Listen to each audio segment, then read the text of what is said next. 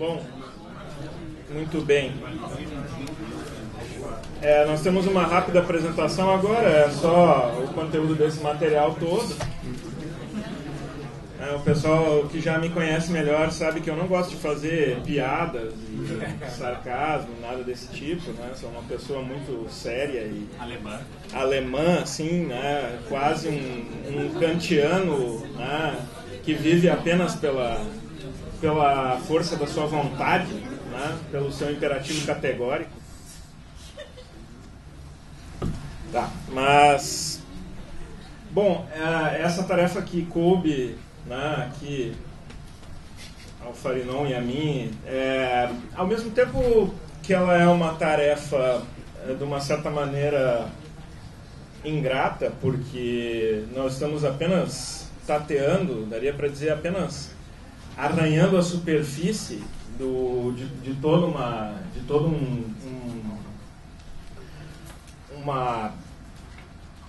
um vasto objeto, se é que dá para dizer assim, né? Toda essa parte do quadrivium, especialmente essas duas damas aqui, ou donzelas também pode ser, né? Que são a aritmética e a retórica. Como vocês já ouviram, o quadrivium inteiro é composto de 4 artes, né? São as 4 artes materiais, né?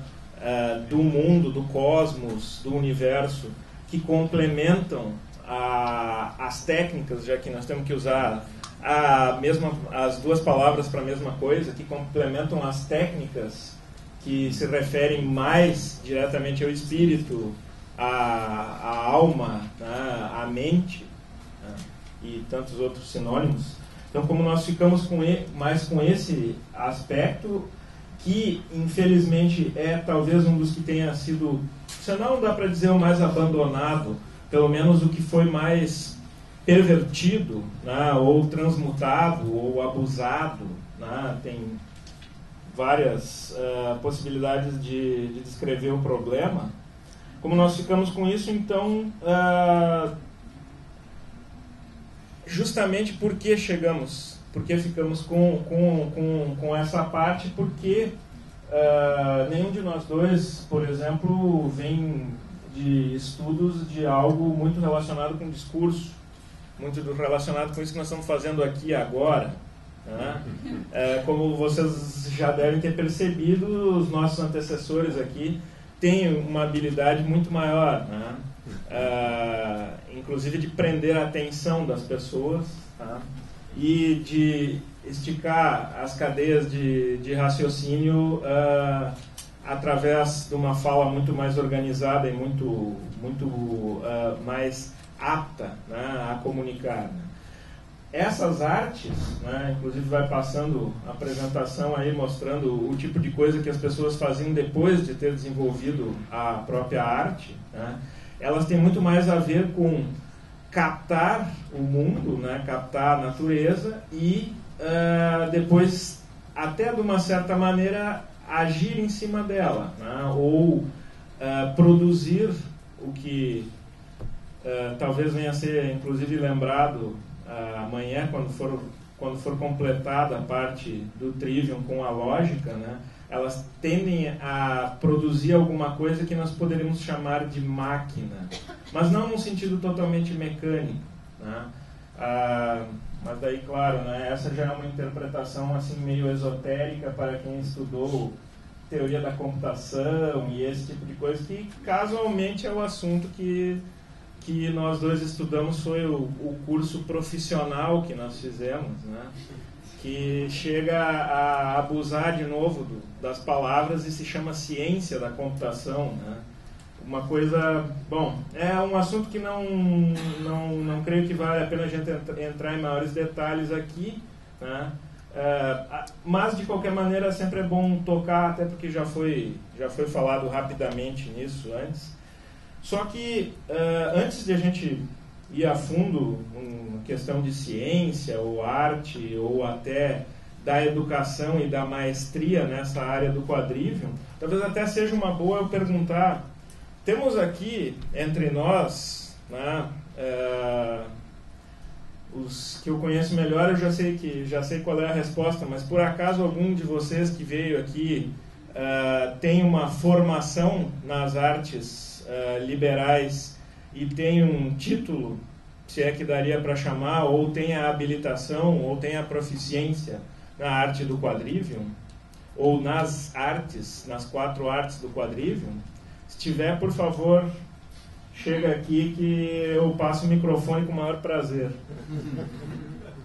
Por outro lado, também não é tudo motivo para tristeza, né? Como vocês já estavam aqui de manhã, né? E já ouviram várias explicações muito boas, né? Várias referências históricas, né? E várias analogias e várias ligações até, né, gnoseológicas, pedagógicas e por aí. Vocês já estão conseguindo formar um panorama e ter alguma ideia de, afinal de contas, de que matemática, né, que se trata nessas artes matemáticas, né? Não se trata meramente nem só de resolução de equações ou qualquer outra dessas coisas que se vê nas escolas, né, nas universidades e por aí vai.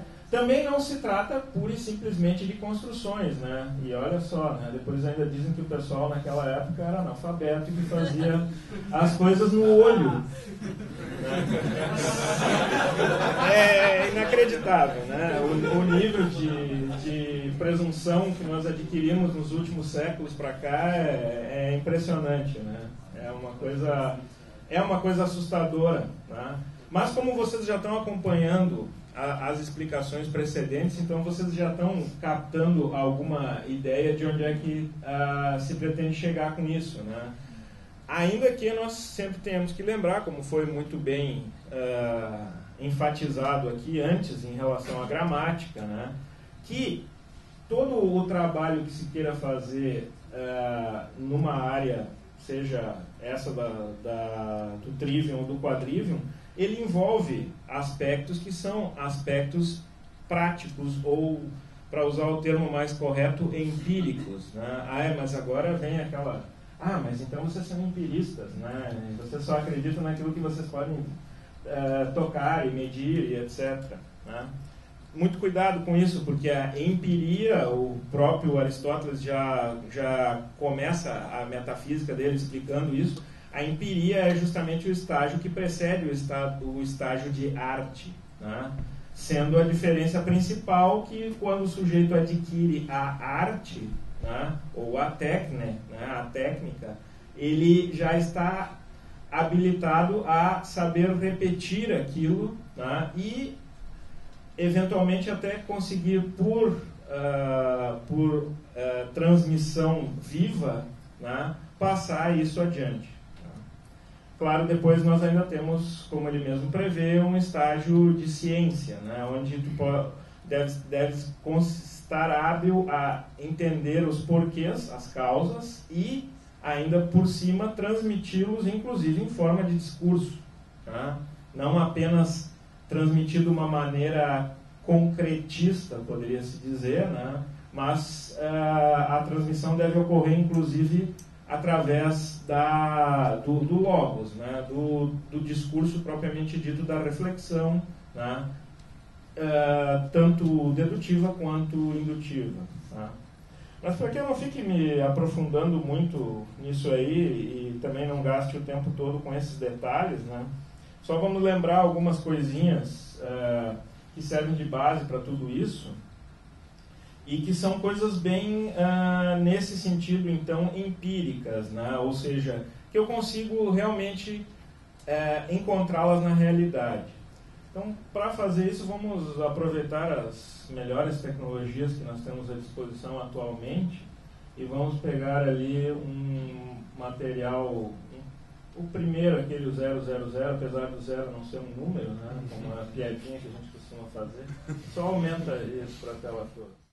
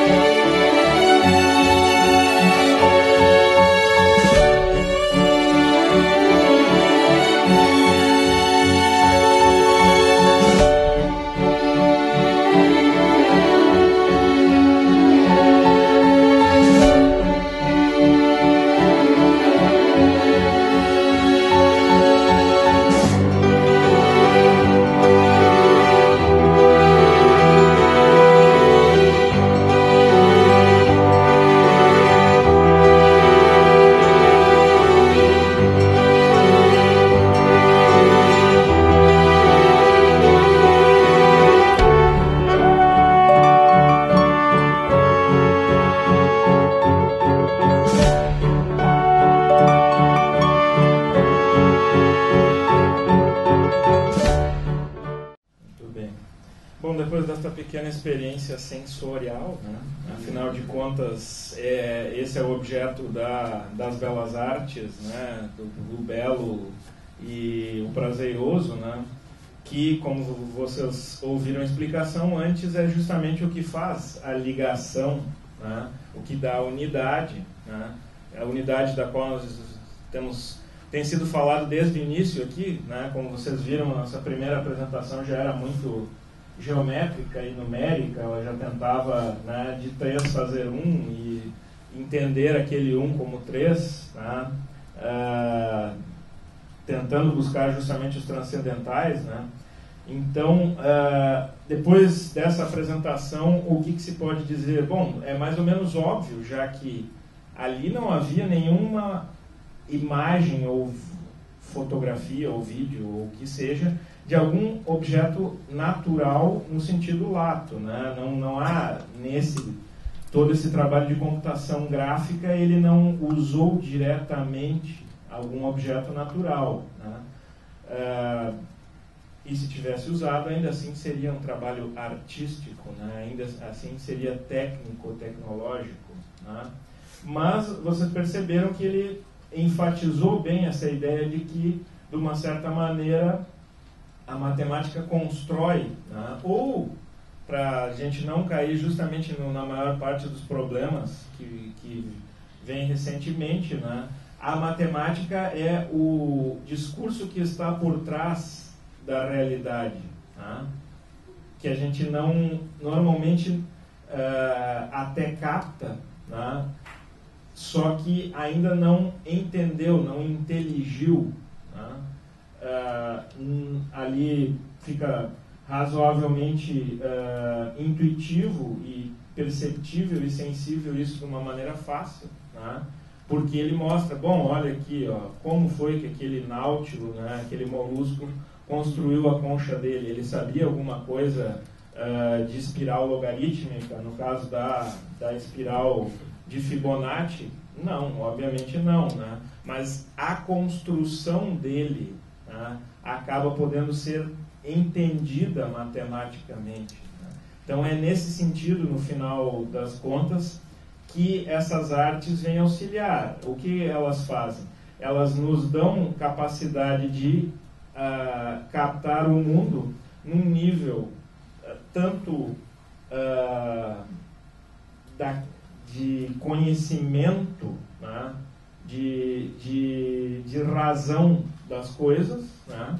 E aí, no caso, isso que eu estava falando na filosofia é o que acaba levando ao conceito metafísico de forma, né? Ou seja, o animal ali, o inseto, né? Ele, ao crescer, ele formou aquilo do qual ele se alimentou e etc., né? A matéria do mundo tomou aquela forma, né? Encontrou aquela estrutura, aquela organização, né? E justamente por as artes liberais, e em especial o quadrivium ser um meio, um intermediário, né, para chegar ao maior conhecimento da verdade, né, do verum, né, bem nesse sentido grego, né, com o qual nós costumamos traduzir o aletheia, né, esse desvelamento, né, eu conseguir ver, conseguir enxergar, eu conseguir ter o que é a característica do amarelo, né, de iluminar, né. Então, por isso, justamente por esse lado é que nós pretendemos seguir, né? Nós queremos trazer à tona isso que até não dá para dizer que tenha sido descartado, mas que passou a ser interpretado de uma maneira até meio torpe, né? Infelizmente, hoje em dia a gente vê por aí o pessoal, não, aqui, mas eu tenho a equação que resolve tudo, né? Então a realidade é apenas isso e nada mais, né?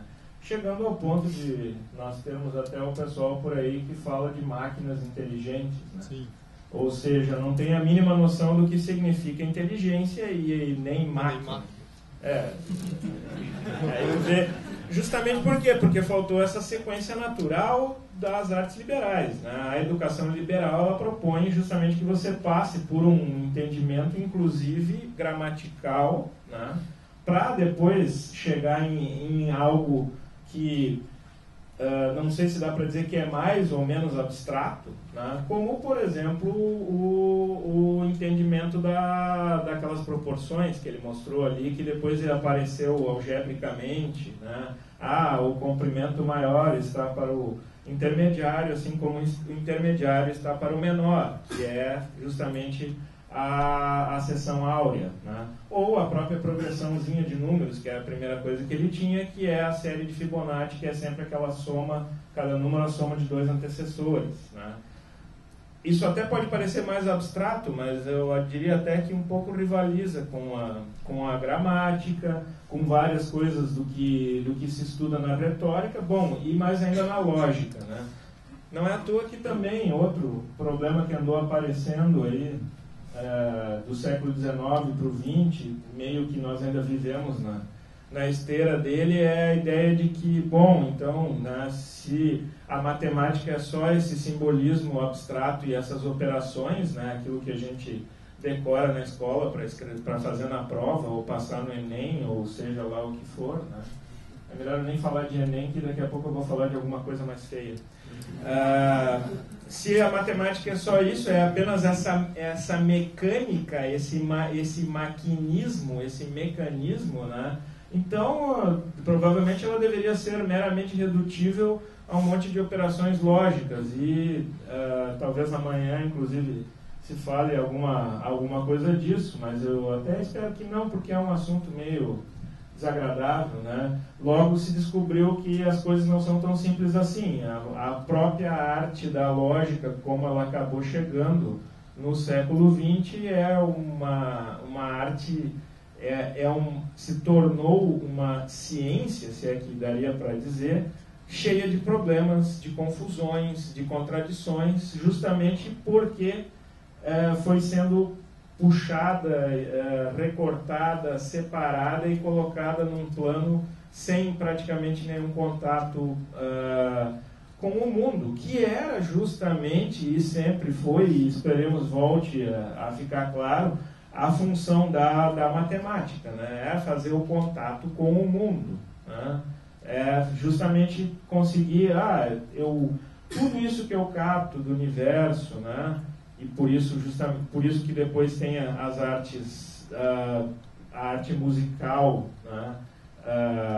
Num sentido muito matemático, mas que não deixa de ter ligação com a própria execução musical, de alguma maneira, né?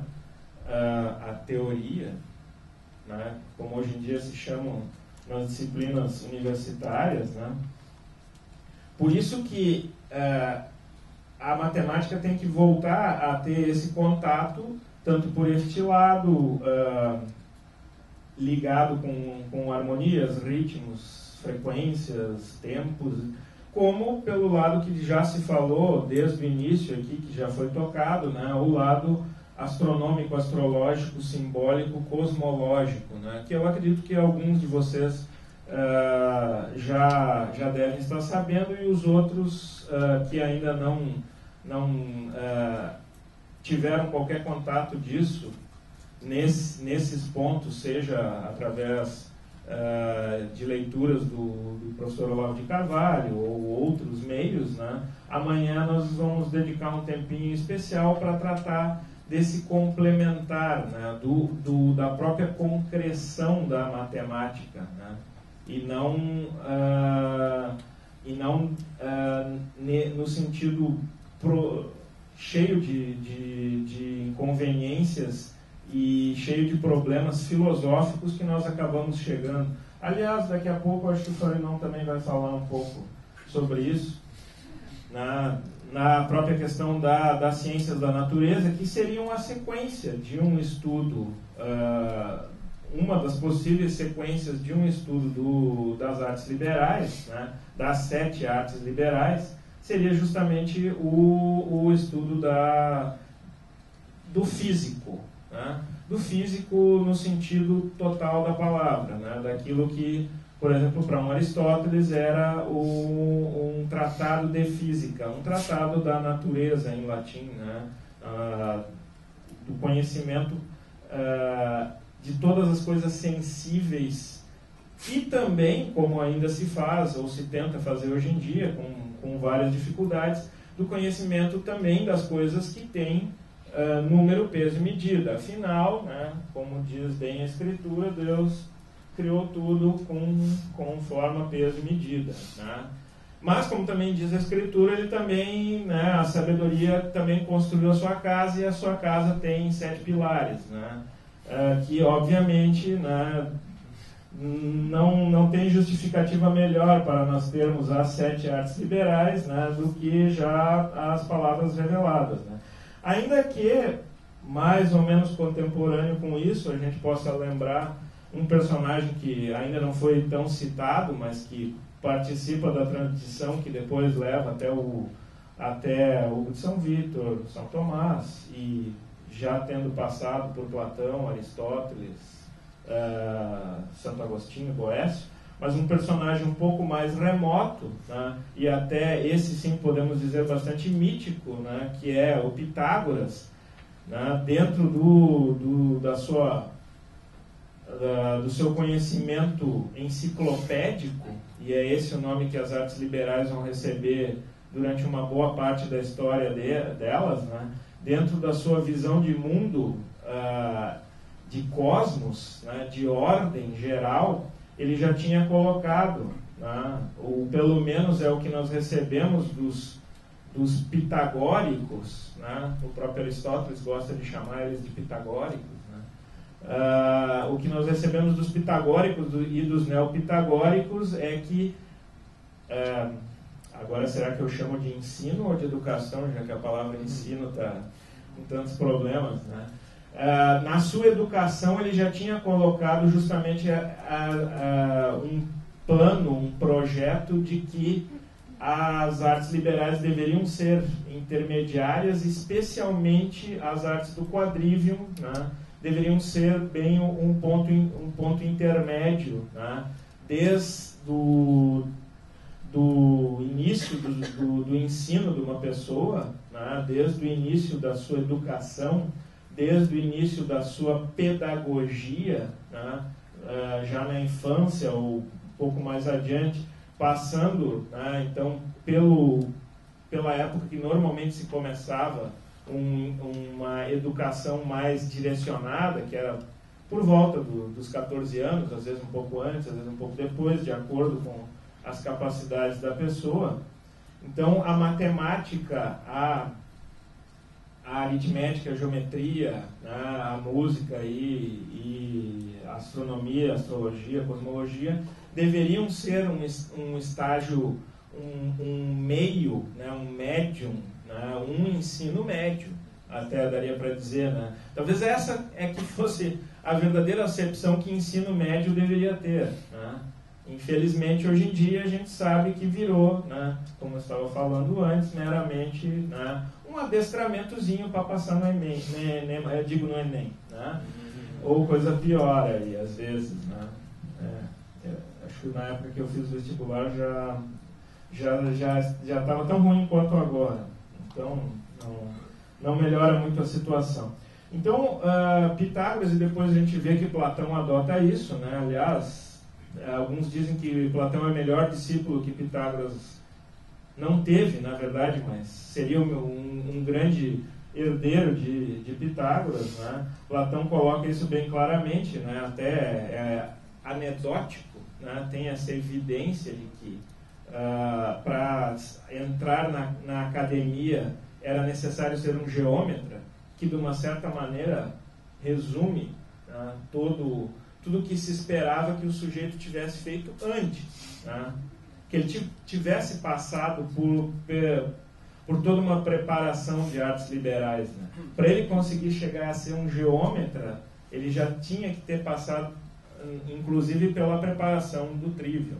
Ainda que nós temos toda aquela confusãozinha, né, em relação à educação literária e educação pelo logos, pela razão e tal, mas isso eu deixo para para o pessoal aí que fica estudando a história da coisa, depois eles resolvem isso. O nosso negócio aqui, né, como diz um físico moderno, é baixar a cabeça e calcular. Claro que não, né? É justamente aí que está o problema, né? Se é para isso que nós vamos estudar matemática, então, poxa, é para isso que serve o computador, não uma mente humana, né? Apesar de que, infelizmente, nós temos o pessoal por aí também que, em função de todos esses problemas, não acredita mais na existência de mente, né? Que, não, isso é apenas um fenômeno do cérebro lá, porque, né? É uma crença que não vem de agora, né? Desde o século XVIII, né? Com toda a sua ciência mágica, né? E todos os problemas que talvez tu fale um pouco depois, né? Se sobrar algum tempo depois. Desde aquela época a gente já tem esse problema dessa crença de que surge ordem espontaneamente a partir da desordem, né? Isso aí é uma das coisas que com as artes, especialmente nas artes do quadrivium, né? Especialmente na aritmética e na geometria, se procura adquirir essa percepção de que o que acontece, na verdade, a ordem que pré-existe, né? E quando eu digo pré-existe é até no sentido lógico, não é meramente porque ela existe antes do Big Bang ou qualquer outra maluquice dessas. Antes do Big Bang é um negócio que também... Já que hoje em dia o Big Bang é meio que o Deus, né? Nós jogamos Deus fora e inventamos o Big Bang, que é que do nada ele faz tudo, né? Sempre, no fundo, todos os problemas são de gramática, né? Afinal de contas, eu não quero usar aquela outra palavra, porque ela já tem um peso muito grande. E o que as pessoas vão pensar de mim, né, se eu falo isso? Uma delas é que nós temos usado várias vezes agora, é a astrologia, né? Daqui a pouco vão achar que tu escreve aquela sugestões para aquela coluna de horóscopo do jornal, ou qualquer coisa assim, né? Loucura total, né? Mas, infelizmente, acontece isso. Agora tem no ônibus também. É verdade. Tem no ônibus. Eu estava me esquecendo. É o cigano ainda, o horóscopo cigano. Melhor isso. É mais certo, parece. Esse aí é mais garantido. Esse funciona. Esse funciona porque, afinal de contas, andaram fazendo estatísticas e daí descobriram que ele funciona. Então, vamos ver, para a gente tocar bem no nervo do problema, vamos ver uma contribuição do pequeno Shakespearezinho para... Venha cá. O que a dona Florinda quer dizer é que a cada 20 minutos atropelam uma pessoa, mas não a mesma. Exato! Então a gente espera atropelar uma pessoa e estamos saindo sobre brincando por 19 minutos. Não, também não é assim, meu filho. Eu já saí muitas vezes para brincar na rua e não é verdade que atropelam tanto. Não, Charles. Isso não somos nós que dizemos, são as estatísticas. Não conheço essa senhora. As estatísticas não são senhoras. Claro que não. São senhoritas. Meninas? São meninas? Pega, é isso mesmo. Vem lá, vem cá. Não. Pega o próximo ali para completar. Estatísticas são um conjunto de dados e valores dados numericamente que correlativamente a... Não adianta.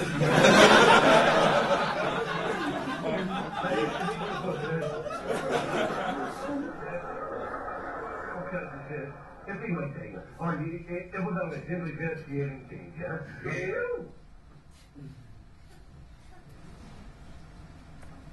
Sim, Kiko. Você. Aí vai o exemplo. Atenção. Sabia que cada vez que o Charles respira, morre uma pessoa na China? Sabia? É claro. Mas se eu parar de respirar, então quem morre sou eu. Eu quero. Porque Eu não tenho culpa se os chineses morrem quando eu respiro. Claro. Pega mais o último ali. Ah, sim, ainda tem mais isso. Dona Paulina, eu acho que será melhor que eu explique um outro dia. Não é mesmo, por favor. Eu já volto, tesouro. Eu vou acompanhar o professor Girafales até a esquina. Sim, mãezinha. Ah, e não vá sair para brincar na rua, hein? Eu não quero que um carro te atropele. Sim, mãezinha. São as estatísticas. Ô, meu bem, Cali, por mais que insista, eu não saio na rua para brincar. E por que não saio para brincar na rua? Porque o carro pode me atropelar. E o que acontece quando o carro me atropela? Eu viro o pastel. Por isso eu não saio para brincar na rua. Porque o carro pode me atropelar. E o que acontece quando o carro me atropela? Acontece que, ai, cale, que eu mesmo me deixo louco. O que foi, Cali? E estou respirando menos possível para não matar os chineses. Não, acho que tá. Não. É, vamos deixar. Tem. Tá bom. Tem pouco tempo. Tem mais uma. Tá ligado? Tem mais uma piadinha ainda extra depois sobre coincidências, mas aí vocês podem procurar na internet aí a Chiquinha debochando ainda dos dois, e é verdade. Então, como vocês viram, é um excelente exemplo de lógica, né, e matemática, né, afinal são as estatísticas, né, apesar que ele não conhece essas senhoras. No fundo, se nós formos ver um grande dilema moderno, né, que seria a função das artes do quadrivium resolver, seria todas essas confusões, né? Então, ainda que um estudo de aritmética e geometria não vá inicialmente tocar nisso, né, a tendência é que ele comece mais ou menos aqui, como diz o próprio Hugo de São Victor, né, falando da sua adolescência, né? Então, ele conta do contato dele com as artes liberais, né, que desde pequeno estudante procurava assegurar-se dos nomes dos objetos que ele via, né, ficava estudando problemas, né, e inventando distinções e tentando separar o que eram opiniões de verdades certas, né, o que era boa oratória e o que era sofística. Além disso, ele diz que também gastou muitas horas representando e calculando e contando números usando pedrinhas, né, cobrindo o solo com linhas negras, desenhando figuras, né, comprovando aprendendo de maneira clara as diferenças entre triângulos agudos, escalenos, obtusos e por aí vai, né. Também, né, observando à noite as estrelas, né, e tocando um instrumento musical que é um magdes grego, né, que é uma espécie de harpa ou cítara de 20 cordas, né. Tudo isso ele fez na sua, aqui ele diz infância, mas provavelmente ele quer dizer o que hoje nós chamamos de pré-adolescência, adolescência e os estudos mais básicos. Então ele conta um pouco o itinerário dele no próprio Didascalicum, de como ele passou por isso, e de alguma ou de outra maneira, e principalmente dada a pobreza do que é o ensino que nós temos hoje em dia, onde as pessoas infelizmente acabam associando matemática com matemática escolar e ficando com aquela ideia de que a educação, de que o ensino que eles receberam de matemática, que muitas vezes, inclusive nas universidades, consiste em pegar provas de anos anteriores com todos os exercícios que foram apresentados e ficar repetindo aquilo até saber, como se fosse uma imitação mecânica de macaco, né? Que com isso eu pronto, né? É isso aí que é a matemática, é só isso que há para saber. Eu passo por essa provação, né? por essa dificuldade, por esse desafio, e daí vou adiante, ganho meu diploma e assim está tudo resolvido, né? Então, o sentido que nós procuramos no estudo do quadrivium, e que nós estamos recém começando a descobrir, é o sentido muito mais ligado a tanto o entendimento pelo lado da ciência verdadeira, né, de saber as causas, não apenas no sentido de fórmulas e medições, né, mas conhecer as causas dos fenômenos naturais, quanto no sentido mais profundo, que é toda a ligação de simbolismo, né, que a matemática e as artes matemáticas nos permitem alcançar, né, seja pelo acompanhamento do movimento dos astros e a sua relação com as coisas que acontecem no mundo e com N sistemas de entendimento e de símbolo que nós encontramos na literatura, né? Seja pelo próprio estudo da música no sentido de procurar harmonias nos eventos, né? De encontrar as relações, de encontrar as proporções, né? De realmente catar um pouco qual que seria a fórmula, mas não no sentido químico, né? Mas a fórmula que nos leva a enxergar beleza e a enxergar utilidade também no universo, no cosmos, né? E não sei se sobrou tempo ainda de falar alguma coisa. Sim, agora vai ter que sobrar. Agora tem que arrumar um tempo, mas já que o pessoal já tomou café, água e etc. antes, então agora... Acho que ninguém precisa, né? Agora eles podem te ouvir mais uns minutos aí, daí com isso não precisam ficar Guarda acompanhando. pra depois das 6 da tarde. Exatamente. Bom, vamos... Pega a palavra e vai em frente aí, depois se alguém ainda tiver mais alguma outra pergunta ou alguma outra dúvida, pode ser até depois das nossas apresentações, e amanhã, né, ainda tem muito espaço. Boa tarde, meu nome é Felipe Farinon e eu fui encarregado de falar sobre a física, as ciências da natureza. Eu vou falar aqui especificamente sobre a física porque a física é particularmente representante das ciências da natureza e também a gente não tem tanto tempo assim para abordar as ciências da natureza em geral, né? Todas as ciências da natureza que englobariam a psicologia, biologia, química, geologia, física, todas essas, né? Então eu vou abordar geografia, medicina. Então eu vou abordar a física e deixar para, em um possível curso de física, abordar essas outras ciências.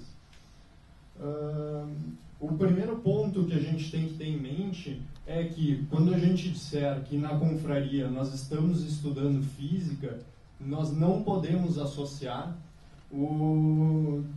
nós não podemos pensar que a gente está estudando aqui a astrofísica ou a física newtoniana, tal como nós aprendemos no colégio, né?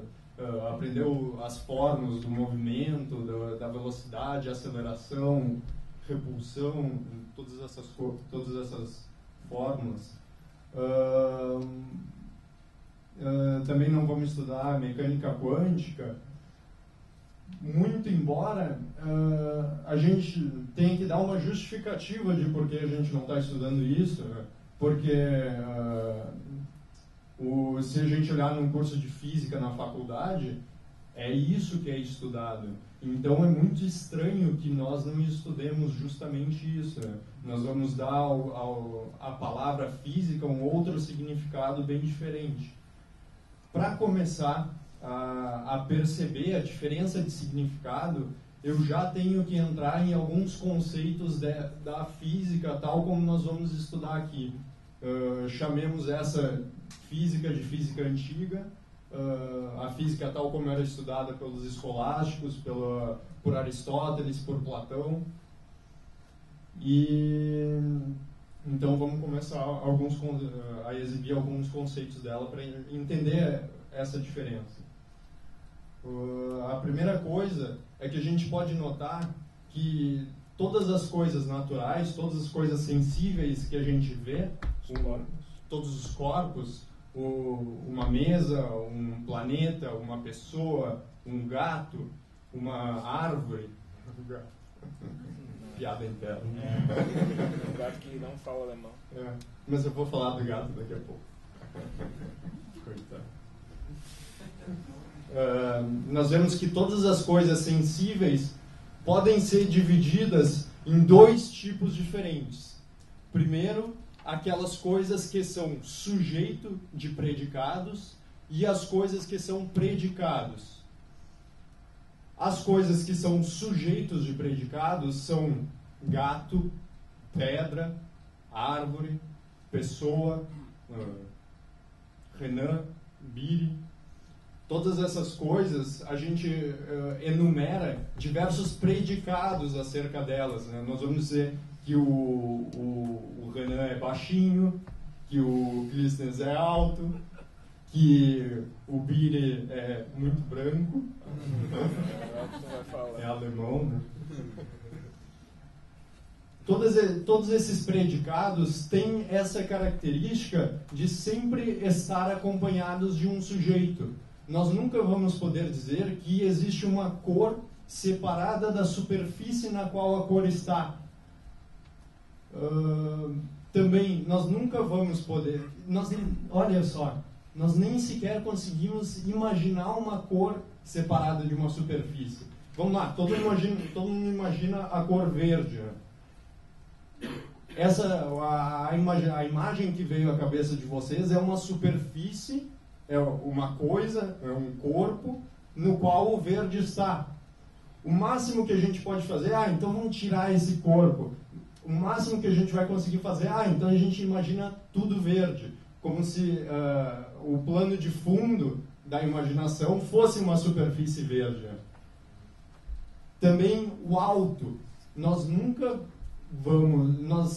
nem sequer conseguimos imaginar um alto sem imaginar uma coisa que é alta. Quando a gente for estudar alto, a gente tem que estudar a coisa que é alta e ver o que na coisa que é alta que torna ela alta. Essas são as características dos acidentes. Isso a gente chama de acidente, e os sujeitos de predicados nós só chamamos de substâncias.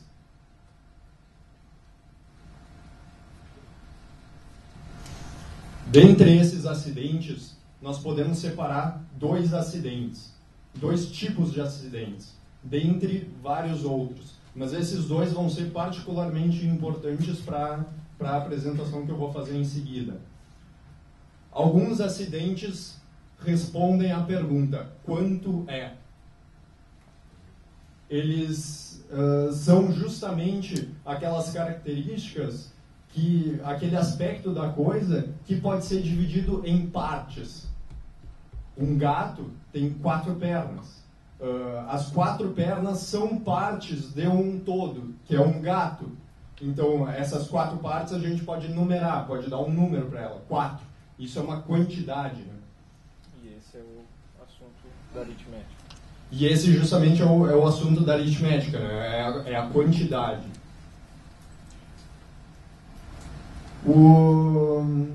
A quantidade, ela tem uma característica engraçada, porque assim, uma quantidade é quantidade de uma coisa do mesmo tipo.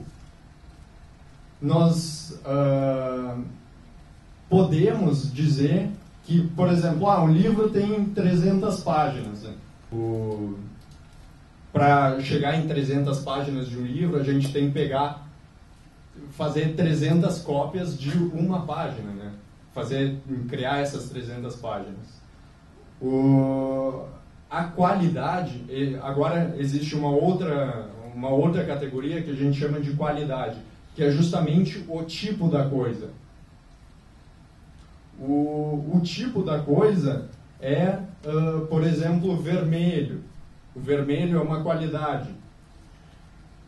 A qualidade é importante de perceber que ela não tem essa propriedade que a quantidade tem de poder criar um determinado tipo de qualidade a partir apenas da soma de qualidades anteriores. O vermelho tem uma intensidade. Nós não podemos obter uma intensidade de vermelho apenas a partir da adição de quantidades de vermelhos com intensidade menor. Nós não podemos pegar um balde de tinta de vermelho desbotado e começar a botar um monte de vermelho desbotado e obter um vermelho profundo, né? Um vermelho mais escuro, mais negro. E a quantidade tem essa propriedade. Então, nós vemos que existem algumas propriedades na qualidade que são irredutíveis à quantidade.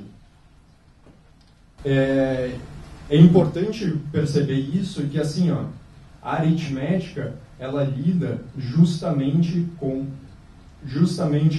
a quantidade.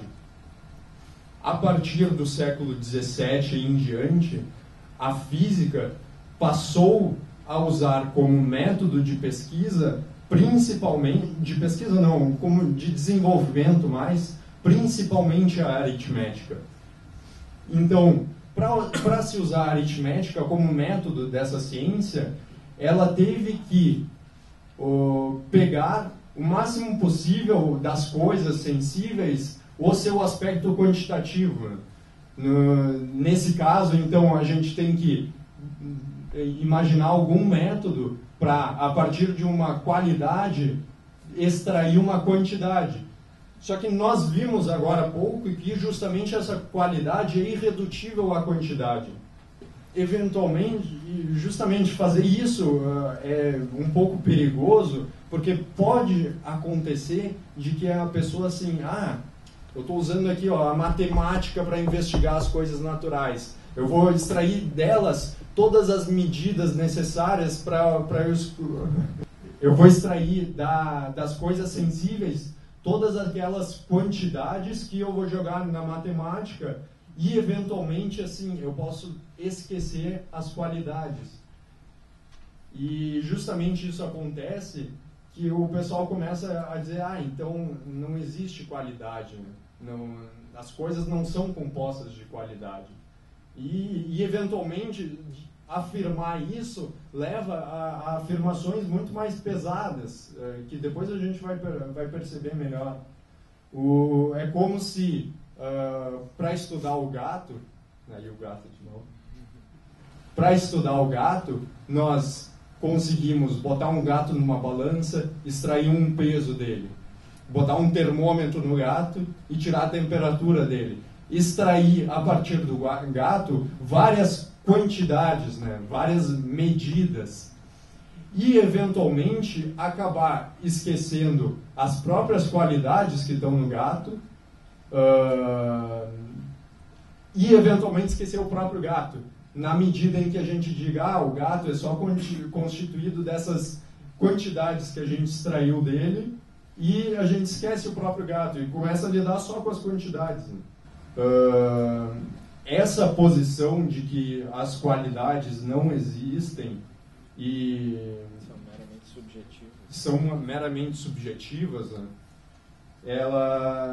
A gente pode chamar ela de bifurcacionismo, né? Bifurcacionismo na física. E é uma posição arbitrária que os físicos passaram a tomar. Alguns físicos tomaram arbitrariamente, assim, sem muita justificação racional, sabe?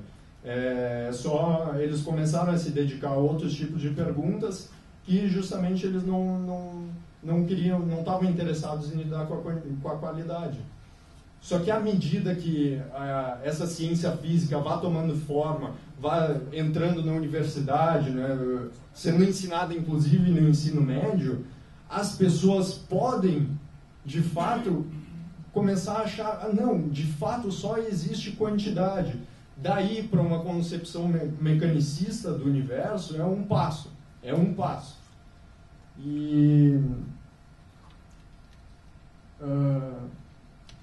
E assim, ó, dizer que o mundo é assim é complicado, porque existem diversas situações na vida da pessoa que não são determinadas por quantidades, né? Quando eu vou decidir se eu quero, por exemplo, me dedicar mais à minha família, aos meus filhos, ou me dedicar mais ao dinheiro, não é uma questão de quantidade, né? Quanto que eu vou ganhar fazendo tal coisa ou fazendo outra coisa? Não, tem um bem aqui que eu quero dar mais aos meus filhos, ou não, se eu trabalhar mais eu vou extrair um bem melhor. Não são questões quantitativas, né? Na medida em que não são questões quantitativas e o bifurcacionismo afirma que só existem coisas quantitativas e vai dizer que o qualitativo só existe na cabeça do sujeito, é evidente que a gente vai passar a dizer, não, então isso é uma questão do sentimento da pessoa. A pessoa vai pelo que ela sente. Se ela sente que ela tem que se dedicar mais ao trabalho, então ela vai se dedicar mais ao trabalho, né? Por quê? Porque não existe, o bifurcacionista vai dizer, não existe nada na realidade que vai, de fato, indicar que uma coisa é melhor que a outra. E isso é problemático. Seria problemático nós aqui da confraria estudarmos esse tipo de método, porque eu não sei, mas eu não quero construir foguete ou dar choques, né? Manipular ondas eletromagnéticas. Ninguém aqui da confraria quer, eu acho. Principalmente choque em pessoas. Dar choque talvez, né? Nas aulas, né? O outro falando que o conhecimento entra quando o sangue sai, né? Dá pra usar. Para nós da confraria não é interessante, porque as questões às quais nós queremos nos dedicar são justamente qual é o melhor curso que a minha vida pode tomar, o que é uma vida, o que é um corpo, o que é um animal, o que é uma árvore. Inclusive, olha, se a gente adotar o pressuposto bifurcacionista, a gente sequer vai entender o mundo físico. Essa é a ironia, porque eles esqueceram a qualidade, e a qualidade faz parte do mundo físico. É mais ou menos isso. Então, é por isso que a gente se dedica mais à física antiga, né? Que a gente vai fazer um curso de física antiga. E acho que é isso. Eu acho que com isso ilustrou assim até o que é o dilema que a gente estava tentando apresentar, e que até mesmo o Chaves e o Kiko e todos os personagens ali do Bolanhos também tentam transmitir, né? Nós estamos atualmente diante dessa crise, né? Aliás, não é à toa, né? É o termo usado especificamente pelo Edmund Husserl, né? Husserl, não o outro. Exatamente. Né? Não o inglês, mas o alemão, né? Que ele tenta justamente mostrar isso. Bom, as ciências europeias entraram numa crise, e de onde que vem essa crise? Né? Dessa tentativa de separar artificialmente. Né? Por quê? Porque está sendo feito um erro muito básico, né? É o erro de eu pensar que a maneira como eu entendo as coisas é a maneira como elas de fato são. Ou, né, como o pessoal aqui gostaria de explicar usando os termos bem sintéticos, né, eu estou confundindo a gnoseologia com a ontologia. Né? Para que eu possa entender e captar e até apreciar e até ter um contato prazeroso com o mundo, né? Além de procurar a verdade e o bom e o bem, né? Eu de alguma maneira decomponho, né? em ideias mais simples aquelas coisas que eu capto, né? Mas isso não quer dizer que elas sejam essa decomposição que eu fiz, né? A decomposição que eu fiz, obviamente que tem alguma coisa ligada à verdade daquilo que eu percebi, que eu senti, né? Mas ela não é a explicação total, né? E muito menos não é ela que resolve a realidade que eu estou percebendo, né? Ela resolve a minha capacidade de captar alguma coisa daquela realidade, né? Bom, mas acho que nós até circulamos bastante o assunto, né? Mas, como eu disse, nós estamos apenas, por enquanto, passando pela superfície, né? Tirando uma casquinha só de tudo que a gente ainda precisa fazer em termos de estudo, de aprofundamento em relação ao quadrívio, em relação às artes liberais como um todo, né? Mas temos aquela esperança, né? E daí é muito bom para encerrar lembrar aqui o que Santo Agostinho diz na Cidade de Deus, né? Por sinal, uma obra de um mestre de artes liberais, onde vocês vão encontrar praticamente tudo que se pode tocar de alguma maneira nas artes liberais e ainda toda uma parte histórica, né? Temos aqui o pessoal que gosta de filosofia e teologia da história, né? Onde ele, lá pelas tantas, diz mais ou menos o seguinte, que um homem virtuoso, um homem bom, ainda que ele seja um escravo, né? Ainda que ele seja preso, ainda assim ele é livre, né? Justamente por ser virtuoso. Enquanto que o homem vicioso, né, o homem mau, né, mesmo que ele seja um rei, né, mesmo que ele seja a pessoa mais poderosa, que supostamente deveria lhe dar liberdade, né, o poder deveria ser buscado para isso, né, para a sua própria liberdade e para a liberdade alheia, esse homem mau, mesmo que ele seja um rei, ele é um escravo. Por quê? Porque ele é escravo daqueles seus vícios, daquelas suas limitações, daquelas coisas das quais ele se agarrou, né? Nas quais ele está dependendo. E pior, né? Ele é um escravo com vários senhores ainda diferentes, né?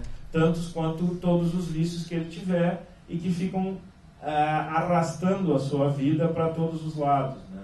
Então, no fundo, o que nós queremos também, em continuação aos estudos do Quadrivium, estudar na sequência tanto essa parte de ciências, que poderia se dizer mais materiais ou mais físicas, quanto, inclusive, partir também, abrir a possibilidade de ter um estudo realmente bem fundamentado de filosofia, de teologia e de simbolismo e das ciências que foram esquecidas ou deixadas de lado, mas que nós podemos recuperar e que precisam de todo esse fundamento que vocês já estão vendo aqui e que vão continuar vendo agora nas próximas palestras e no dia de amanhã.